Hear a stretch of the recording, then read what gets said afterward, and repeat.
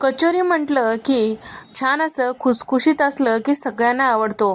तर डाळीची कचोरी तुम्ही नेहमीच खाल्ली असाल तर या पद्धतीने एकदा कांद्याची कचोरी राजस्थानी पद्धतीची नक्की करून पहा. खायला खमंग आहे, करायला साधी सोपी आहे. फक्त त्याचा एक स्पेशल मसाला तयार करताल तर बाजारात मिळतो त्यापेक्षा सुद्धा मस्त चविष्ट अशी कचोरी तयार होते. सध्याला पावसाळा आहे, अशा गोष्टी तर सगळ्यांना आवर्जून खावाशा वाटणारे आहेत. लहानांपासून मोठ्यांपर्यंत ऋतू कोणताही असो, समोसा कचोरी सगळ्यांना आवडणारा पदार्थ आहे. तर त्यासाठी कढईमध्ये इथे मी साधारण पाव कप इतकं धने आणि 3 चमचे जिरे आणि 2 चमचे बडीशेप घेतलेले आहे. अर्धा चमचा शहाजिरा, 3 ते 4 हिरव्या वेलच्या, 5 ते 6 लवंगा यामध्ये टाकून खमंग वास येईपर्यंत परतून घ्यायचा आहे. असा तयार केलेला मसाला महिनाभर टिकून राहतो. समोसा, कचोरी आणि वडापाव अशा गोष्टींमध्ये जर तुम्ही ह्या मसाल्याचा वापर करताल तर गाड्यावर मिळतो त्यापेक्षा दुप्पट चवीचा होतो. मिक्सरला हलकंसं रवाळ असं फिरून घेतलेलं आहे. तर अशा पद्धतीचा मसाला एकदा बनवून नक्की ट्राय करा. तुमची कचोरी, समोसा नेहमीपेक्षा दुप्पट चवीचा होतो. आता कढईमध्ये साधारण 5 चमचे तेल टाकून घेतलेलं आहे आणि त्याचबरोबर तयार करून घेतलेलं 4 चमचे इतकं मसाला टाकून घेतलेला आहे. उकडलेला जे बटाटा आहे हाताने मॅश करून इथे मी टाकून घेत आहे. मध्यम आकाराचे 3 बटाटे होते आणि त्याचबरोबर 5 मध्यम आकाराचे कांदे त्याच्या चौकोनी फोडी चिरून घेतलेले ते सुद्धा टाकून घेतलेलं आहे.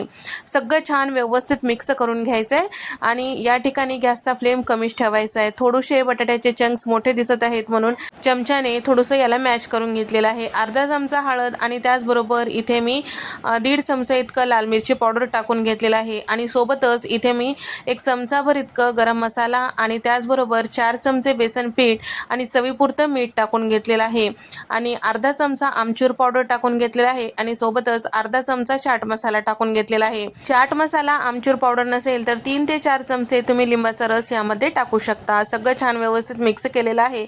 सारण हलकंसं कोरडं होईपर्यंत आपल्याला परतून घ्यायचं आहे. थोडीशी कोथिंबीर वरतून टाकून घेतलेली आहे. आता 1 मिनिट हे सगळं सारण छान व्यवस्थित परतून घेतलेलं आहे. त्यानंतर ताटामध्ये थंड करायला ठेवलेलं आहे.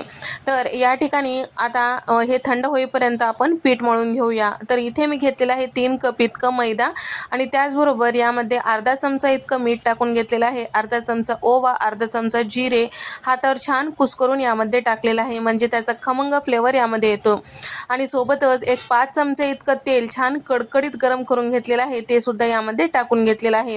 पहिल्यांदा तेल गरम असल्यामुळे व्यवस्थित मिक्स करून घ्यायचं आहे चमच्याने. त्यानंतर हाताने छान एकसारखं सगळं साठा जे आहे पिठाला लावून घ्यायचं आहे. छान मूठ वळेपर्यंत आपल्याला साठा टाकून घ्यायचा आहे. जर कमी वाटत असेल तर आणखीन तेल गरम करून तुम्ही टाकू शकता. तर या ठिकाणी आता थोडं थोडं पाणी टाकून आपल्याला हे पीठ जे आहे समोश्याचं जे आवरणासाठी आपण पीठ तिमून घेतो त्याच पद्धतीने तिमून घ्यायचं आहे. जास्त घट्ट नको किंवा जास्त पातळ नको हो. समोसा कचोरीचं जे आवरण आहे खुसखुशीत होण्यासाठी पीठ अगदी व्यवस्थित असायला पाहिजे तरच आपलं कचोरी किंवा समोसा छान तयार होतो. इथे आपलं पीठ तिमून झालेलं आहे. 5 मिनिटं याला रेस्ट करायला ठेवूया.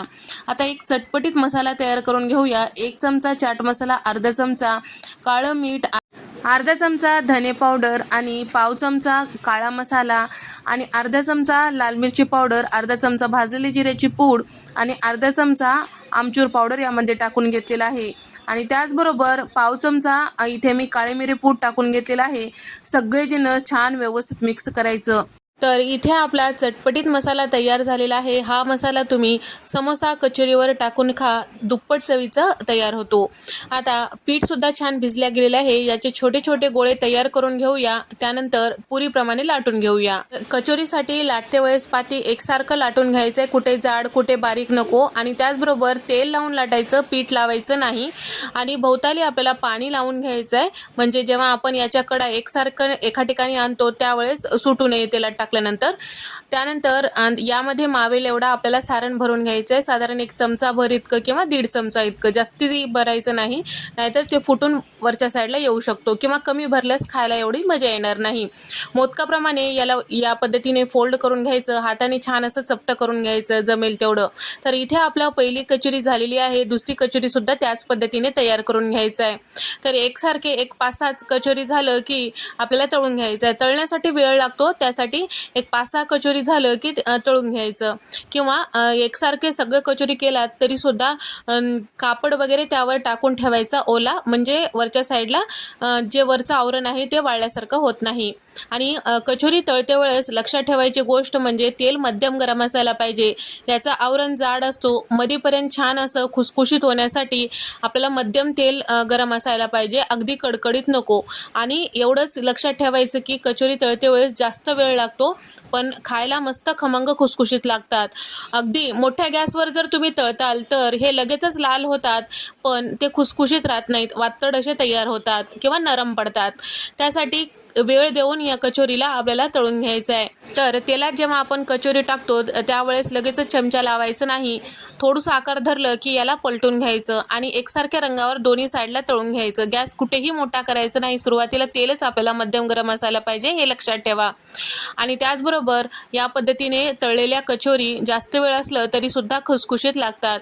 आणि समोसा कचोरी म्हटलं की त्यासोबत खाण्यासाठी मिरची असायलाच हवी, तर मिरचीसुद्धा यासोबत आपल्याला तळून घ्यायचं आहे. तर मिरचीला मधोमध चीर देऊन यामध्ये तळून घेतलेलं आहे आणि त्याचबरोबर वरच्या साईडला मीठ टाकून घेतलेलं आहे. तर यासाठी तयार करून घेतलेलं मसाला जे आहे ते सुद्धा वरच्या साईडला टाकून घेतलेला आहे. तुम्ही बघू शकता मार्केटमध्ये मिळतो त्यापेक्षा मस्त चवीचे हे कचोरी तयार झालेले आहे. या पद्धतीने एकदा नक्की ट्राय करून पहा, तुम्हाला हे आवडेल. तर तुम्हाला हा व्हिडिओ आवडल्यास व्हिडिओला लाईक करा, शेअर करा आणि सबस्क्राईब करायला मात्र विसरू नका. नंतरच्या रेसिपीमध्ये भेट देऊया. तोपर्यंत नमस्कार, बाय.